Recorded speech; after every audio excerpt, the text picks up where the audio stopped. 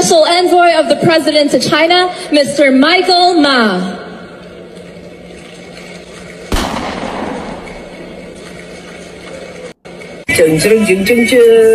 Oh, hi. You guys are great. Thanks for the support. Okay, thank you very much. Sama-sama tayo. Babago muli. Mel, or should I say Melionario, just wanted to wish you a happy 60th birthday. Naku, senior citizen ka na, ha? Dapat magpapayat ka na to be as sexy as Shay. We love you, Mel. I wish you all the best today and for the next 60th year. Big hug, happy birthday. Thank you for everything you've done for me, my family, for my husband. Sama-sama tayo, babago muli para maging milyonaryo. Magandang araw mga kaibigan. Ayun, review lang yung mga unang video na pinasabog ni Marlica. Yung nabigla na lang tayo na yung si Michael Ma na pinaghihinalang smuggler. Pinatawag sa Kongreso, hindi nagpakita. Biglang na-appoint na Special Envoy to China. And then itong si Milyonaryo Robles na ang daming kababalaghan na nangyayari sa PCSO ngayon.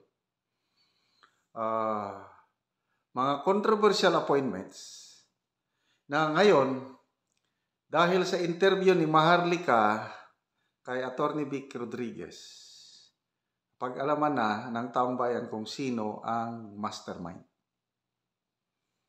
Itong si Attorney Vic, hindi niya sana sasabihin kung sino yung mastermind. Kailang napilitan siya kasi idinamay ang kanyang pamilya. Yung nag-leak na audio recording ni First Lady Lisa Marcos, yung pag-uusap niya kay Tunying, nabanggit niya doon na parang nagmamakaawa si Attorney Vic na mag-stay sa gobyerno at kawawa ang pamilya. Doon nasaktan si Attorney Vic. Doon na nasagasaan ang dignidad niya bilang padre di pamilya. Kasi sabi niya, kaya kong buhayin ang aking pamilya kahit hindi ako magtrabaho sa gobyerno. So, napilitan siyang ihayag ang kanyang mga sekretong nalalaman tungkol sa appointment ni Michael Ma at nitong si Milyonaryo. Kasi ayaw niyang ayaw niyang palusutin. Karating niya na sa kanyang opisina ang appointment ni Michael Ma at ni Mel Robles, hindi niya pinalusot. But later on, nung umalis na si Attorney Vic, iginit na Attorney Vic na hindi siya sinibak, kundi kusa siyang umalis. Kasi hindi niya na makaya yung nangyayari sa loob ng Malacanang. Ang gusto niya, good governance. Ang gusto niya, yung matitino lang ang ma-appoint, may nakialam. So, nung nawala na siya, nakialam, alam nyo na, panoorin niyo itong interview ni Maharlika at ni Attorney Vic, alalaman niya sino ang mastermind sa controversial na Michael Ma at Milyonaryo at iba pang mga appointees na nagdala ng kahirapan sa taong bayan. Salamat, Attorney Vic, sa iyong pagmamalasakit sa taong bayan. Salamat, Maharlika, sa interview na ito. Huwag mong pakialaman ng pamilya ko. Attorney Vic, isa talaga ako sa nalungkot nung time na yon na nawala kayo as executive secretary. Although hindi tayo magkakilala, the reason why nalungkot ako, dahil ikaw po yung kung ako'y visible as a vlogger na supporter nila, kayo naman as spokesperson ni Marcos Jr. From 2016 hanggang sa manalo na nga sila. Hindi ko maintindihan kung bakit sa kabila ng pag-support mo, naging mabuti ka sa kanila, wala po kayong sweldo, which is sinabi nyo po yan. Ano sa tingin mo ba talaga kung bakit ikaw ay tinarget ni Lisa? Kasi based sa interview at doon sa audio na pinarinig ko, malinaw po sa taong bayan na tinarget ka talaga. Ano sa tingin mo ang reason? Bakit kailangan targetin ang isang nagsilbi ng libre kay Marcos Jr., tumulong, naghirap sa kumpanya. Sa tingin mo, ano yung pinakamatinding reason bakit ginagawa sa'yo to ng not only Liza, pero yung mga nakapaligid sa kanya?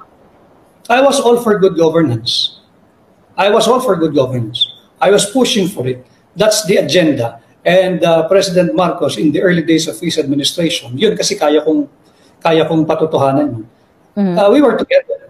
At ang direksyon namin, good governance. At appointments lang naman lahat yan eh. May mga taong gustong ipa-appoint. Kaya lang sabi ko nga sa kanya, Mr. President, these people will not help you define an administration that is for good governance. Remember, ulitin ko, utang na loob namin ito doon sa bumoto. Hindi doon sa mga nagsasamantala or taking advantage of their closeness to the President or to the First Family at hindi mo naman nakitang tumulong o wala namang malinaw na direksyon kung saan niya dadalhin yung ahensyang ito pag na-appoint. Ang gusto pa yung unang-una.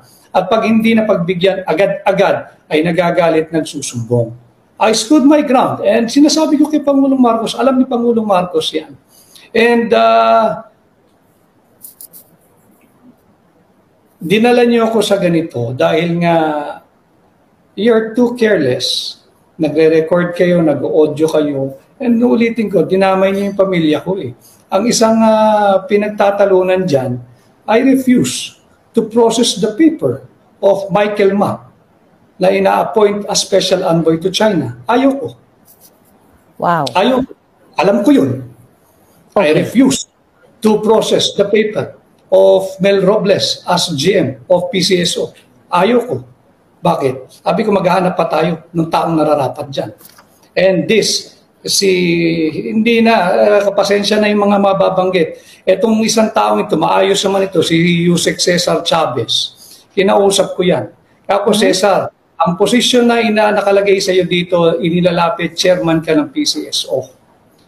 Yan ba talaga ang gusto mo? And then nagpapaliwanag siya, may alam ka ba yan sa mga gaming, ang PCSO? Sabi niya, bakit po? Yes. Kaya ako alam mo, ang core competence mo, release. Bakit hindi ka bumalik doon sa DOTR at ma-handle mo ulit yung release? Wala pa kasi nun si Sec Jimmy Bautista eh. Nauna kong binuo yung LTFRB team, chairman pati mga board members. Kasi naniniwala ako na karamihan sa mga kasama natin doon sa napakahabang mga motorcades at caravans, nakikita ko yung mga motorcycle riders, TVNS, yung mga taxi drivers. Sabi ko, ang misyon natin, pag-aangin ang proseso ng renewal, pagkuha ng prangkisa, at huwag nang paduguin pa, ay hihinga ng pera, naghahanap buhay na nga eh. So I immediately formed an LTFRB team. Si Cesar sabi ko, balik ka, ang core competence mo release, doon ka sa release. And he readily agree. Sabi niya, o nga, sir, sabi niya, yan talaga ang linya ko, di bumalik ka sa release. Kaya alam ni Cesar yan, ang linagay, ang rekomendado at inaprubahan ni Pangulong Marcos na chairman ng PCSO ay si Juni Cua, ang dating governor ng anong probinsya ba ito? Basta anak niya si Dax Cua eh.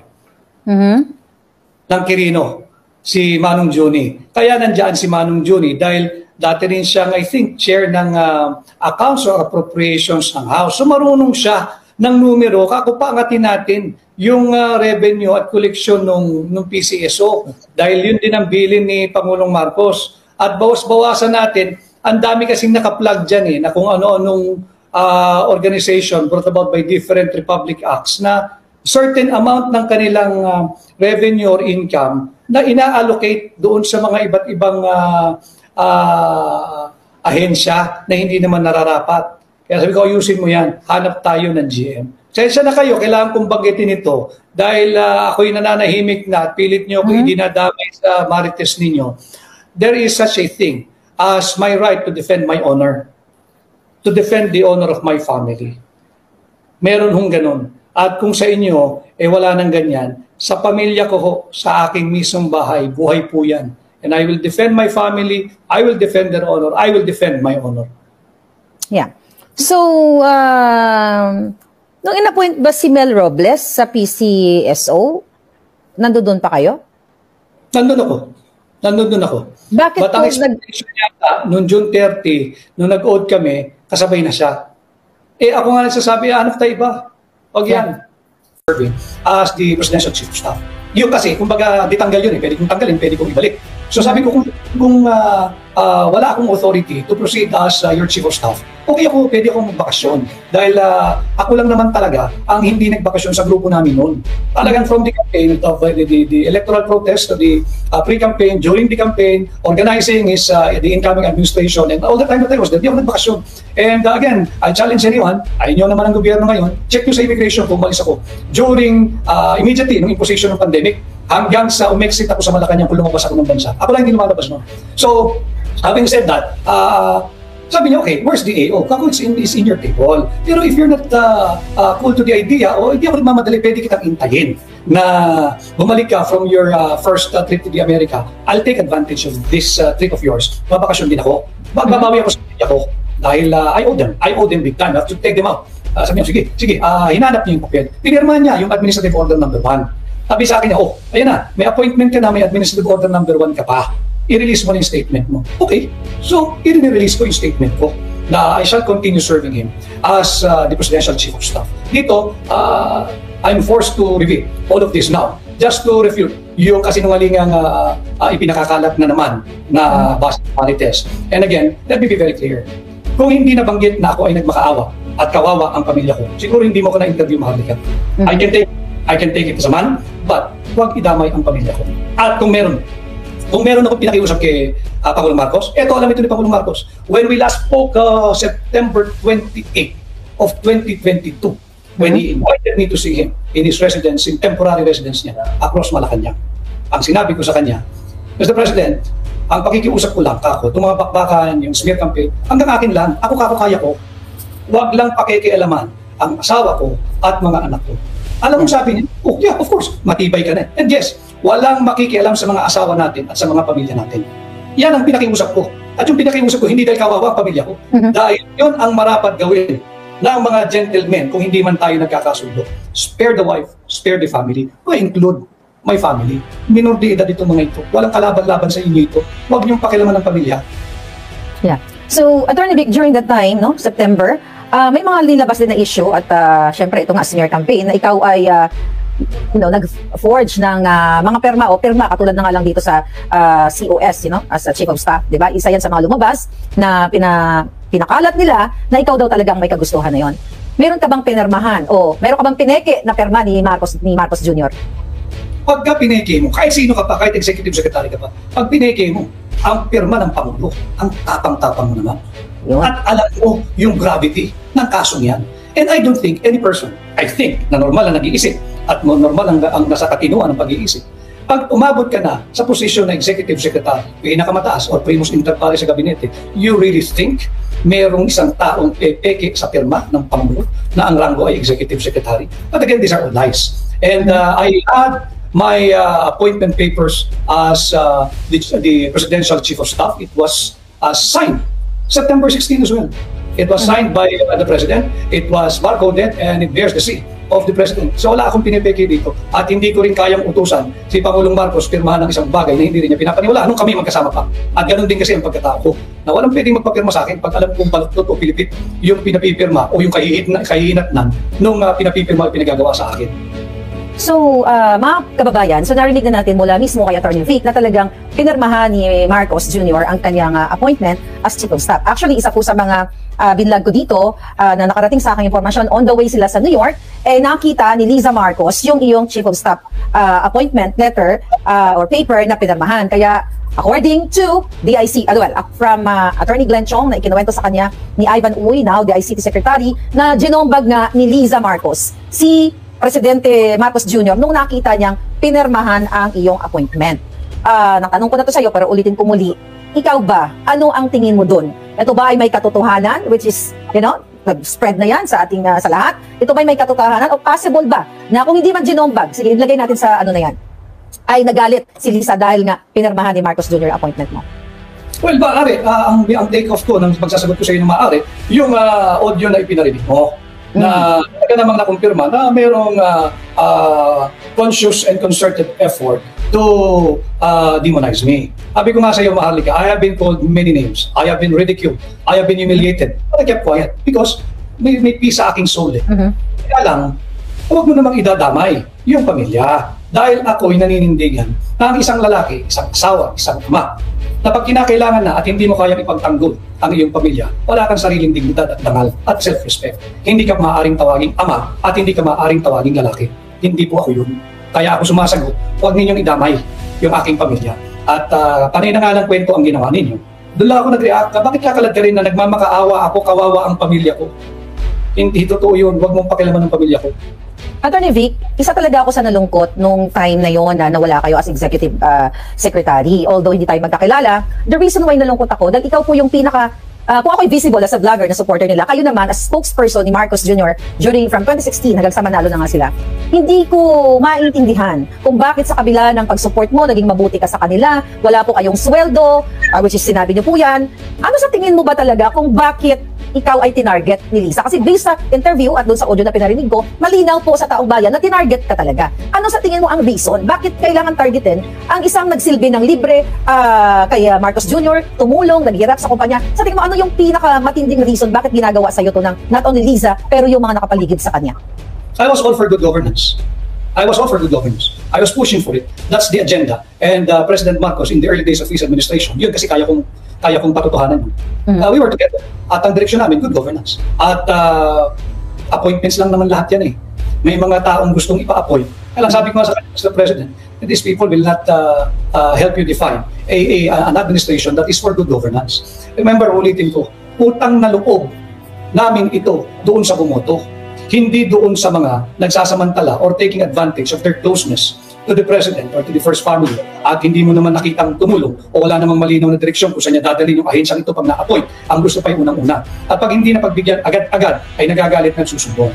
I stood my ground and sinasabi ko kay Pangulong Marcos, alam ni Pangulong Marcos yan. And dinala niyo ako sa ganito dahil nga you're too careless. Nagre-record kayo, nag-audio kayo, and ulitin ko, dinamay niyo yung pamilya ko eh. Ang isang pinagtatalunan dyan, I refuse to process the paper of Michael Ma na ina-appoint as special envoy to China. Ayaw ko. Wow. Ayaw ko. Alam ko yun. I refuse to process the paper of Mel Robles as GM of PCSO. Ayaw ko. Bakit? Sabi ko, maghahanap pa tayo ng taong nararapat dyan. And this, hindi na, pasensya na yung mga mababanggit. Itong isang taong ito, maayos naman ito, si Yusek Cesar Chavez. Kinausap ko yan. Ako, Cesar, ang posisyon na nakalagay sa iyo dito, inilalapit chairman ka ng PCSO. Yan ba talaga ang gusto mo? And then nagpapaliwanag siya, may alam ka ba yan sa mga gaming, ang PCSO? Sabi niya, bakit po? Yes. Kaya kung alam mo, ang core competence mo, release. Bakit hindi ka bumalik po sa DOTR? Handle mo ulit yung release. Wala pa kasi nun si Sec Jimmy Bautista. Nauna kong binuo yung LTFRB team, chairman pati mga board members. Kasi naniniwala ako na karamihan sa mga kasama natin doon sa napakahabang mga motorcades at caravans, nakikita ko yung mga motorcycle riders, TBNS, yung mga taxi drivers. Sabi ko, ang misyon natin, pag-aangin ang proseso ng renewal, pagkuha ng prangkisa, at huwag nang paduguin pa, ay hingan ng pera, naghahanap buhay na nga eh. So I immediately formed an LTFRB team.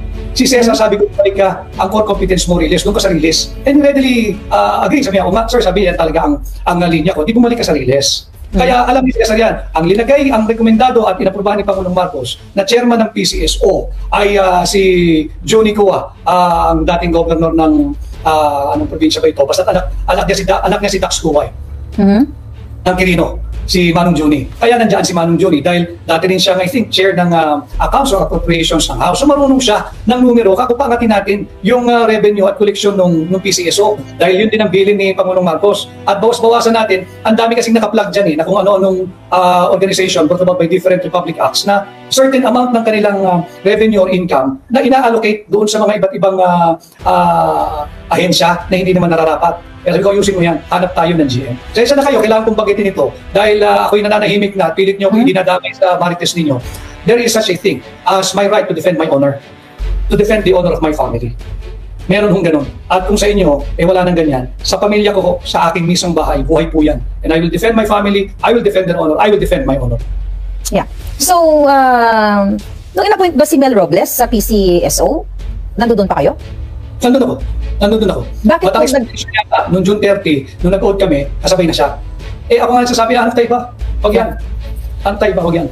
Until one day, the President spoke to me. So President, pasensya ka na. Linilinaw ko lang itong kasinungalingan. At alam mo rin ito, even si Cheloy, alam ni Secretary Garafil ito, atras ko lang ng konti. Noong wake ng nanay ko, si Cheloy kasi, schoolmate ko yan sa law school sa UST. At wala naman kami masamang tinapay niyan. Nagpunta siya sa wake ng nanay ko. Ang kasama niya, si Honey Rose Mercado. Kilala ko yun. Kasama si Jay Herrera, yung nagme-makeup. Si Yusek Cha. Bigyan naman si Cha. Lagamon. At saka si Asek Patricia Martin. So tumawag, hapon sila dumating. So I told my brother or sister, sige paki-estiman niyo sila. May lunch naman dyan, tuloy-tuloy, etc. Mamaya pa kasi ako dyan. Dahil umuwi ako madaling araw eh. They came in around 1 or 2. And yung mga 3:30 na, tumawag, andito pa sila Secretary Cheloy. Kako, hindi raw sila alis hanggat hindi ka nakakaharap. So I felt, kako, okay ito mga to. Sige kako, agahan ko na lang ang pagpunta. Pagpunta doon, etc. I told Cheloy, usapang magkaibigan naman kami noon eh. Kako, kamusta yung mga gago sa paligid niyo? Kako, hindi. Bakit lagi niyo kong sinasangkalang? Wala bang ibang mistake doon? At ako pa rin. Tapos hindi sir, na. Meron dati, wala naman na. Kako ito, nandun kami sa harapan ng casket ng nanay ko. Sabi ko sa harapan ng nanay ko, kako, Cheloy, para lang mag-establish tayo ng ground rules. Tahimik ako, out of respect sa naging samahan namin, ni Bongbong. Hindi address si Mas, pero casual eh. Dahil sa respeto ko kay Bongbong, hindi ako sasagot. Pero, pag merong umangkas at kakaskasin ng pangalan ko, bukod kay Bongbong, kako, lalaban ako, sasagot ako, at magiging maingay ito. O sige na kako, dagdag na natin, extend ko na sa first family. Pero hanggang dyan lang. Yung mga gusto magpasikat, yung gusto magpa-appoint, yung gusto mapansin ng kung sino man ang may say na ngayon sa Malacanang, wag na wag niyong gagamitin ng pangalan ko, sasagot ako. Sinabi ko sa kanya yan, pwede niyang i-deny, wala akong pakialam doon. But nangyari yan. Kaya ako sumasagot niya. Sinabi ko naman pwede naman kayong gumawa ng gimmick na kayo na lang. Bakit kailangan pa po laging kinakaladkad? And yung sinasabing ako'y nabanggit din, ayoko sana sagutin, except ang nag-trigger lang ang pagsagot ko, sinabi, nagmamakaawa ako para kawawa daw yung pamilya. Huwag niyong gamitin yun. Foul yun. Attorney Vic, nabanggit mo, actually na ako'y nagulat at for sure yung ating mga kababayan, na ipinilit pala na i-appoint during your time itong si Michael Ma na nasasangkot nga sa smuggling. Nakakalungkot dahil ito po talaga in-appoint nila. Pero Attorney Vic, nalaman ko lang ito actually na in-appoint pala si Michael Ma as Special Envoy to China is nung June 2023, nung si Michael Ma ay umattend doon sa event sa Chinese Embassy at doon ay tinawag siya, in-honor siya as one of the guests na in-introduce siya na please welcome Special Envoy to China, Michael Ma. Then, hindi po nag-release ng publication ang Presidential Communications Office. Hindi rin po siya nanumpa sa kay Pangulong, kay Marcos Jr. na siya nga ay in-appoint as Special Envoy to China. Kahit i-google ng ating mga kababayan, halongkatin natin sa mga dyaryo, sa lahat ng mainstream media, hindi po talaga, ay ako mismo, hindi ko makita na in-appoint siya officially ni Marcos Jr. So, ito po ay, para sa akin, ay pagtatraidor sa taong bayan at pag-aabuso sa kapangyarihan ni Marcos Jr. Anong take nyo dito? Kasi kayo may personal knowledge pala kayo na pinapa-appoint ko sa inyo dahil nakita mo na hindi siya karapat-dapat pero nung wala na kayo, ay in-appoint siya tapos without papeles na maipakita sa taong bayan. Hindi ko rin alam kung kailan siya in-appoint. And ang treatment ko nga, although ako'y Pilipino, mahal kong Pilipinas at mahal kong mga Pilipino, parang sige, it's none of my business for now. Dahil kayo yung nasa kapangyarihan, gusto niyo i-appoint kung sino man. But the request for him to be appointed as Special Envoy to China came in too early. It came in around June 24 of 2022. And kung sino man, you can feel free to deny it, but I have the list. June 24, 2022. And if you want this to go on and continue, go ahead. And lalabas natin. Di ba? Basta June pa lang, hindi pa kami nakakapanumpa, ay nandyan na yung pangalan niyan. Ang akin, ino-organize pa lang natin yung administrasyon ng incoming, yung nanalong Pangulo, si Pangulong Marcos. Bakit unahin natin Special Envoy? Di ba dapat yung ambassador to China muna? Bago, the ambassador takes precedence over the Special Envoy to China. Plus, anong gagawin mo pa Special Envoy? Anong mission mo sa China? Hindi malinaw eh. And I believe, kailangan may ambassador to China ka muna. I-appoint mo muna yan and consult with him. Sir Ambassador, ito, rekomendado to Special Envoy to China. Okay ba? Anong tingin mo? Etc.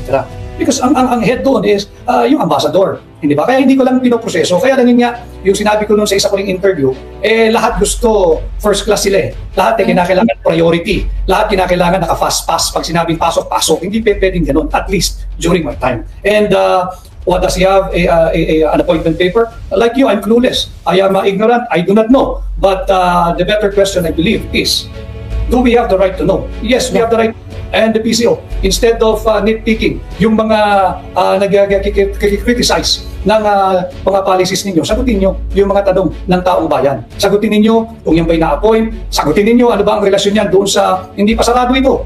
Pabubuksan ulit itong usapan ito, dahil lumabas na naman ang pangalan niya. Kilala kong personal si Michael Ma, nag-aarap kami ilang ulit niyan. Mabubuksan na naman yung pilit pinagtatakpan na suspended hanggang ngayon na hearing on agricultural products ba sa House of Representatives na lumabas din ang kanyang pangalan. So, look, bago kayo, gumawa ng kung anuman at gagamitin niyo yung pangalan ng iba, pag-isipan ninyo kung nasa tamang landas at direksyon ang inyong tinatahak.